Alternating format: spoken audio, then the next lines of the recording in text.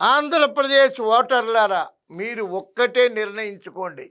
మీకు శాశ్వతంగా ఒక బంగారు భవిష్యత్తు కల్పించే నాయకులు కావాలా?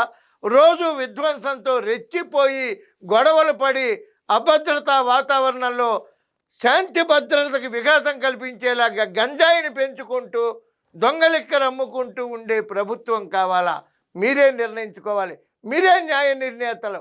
మొన్న నిర్ణయించారు, అద్భుతమైన మెజారిటీ ఇచ్చారు. ఇది శాశ్వతం కావాలి.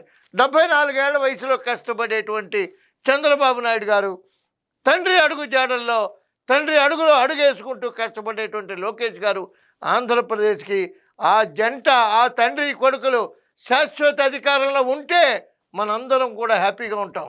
తలుపులు తీసుకుని హ్యాపీగా పడుకునే రోజులు వస్తాయి. లేకపోతే మన ఇళ్లలో తలుపులు తాళాలు వేసుకున్నప్పటికీ కూడా మొత్తం దోపిడీకి గురవుతాం.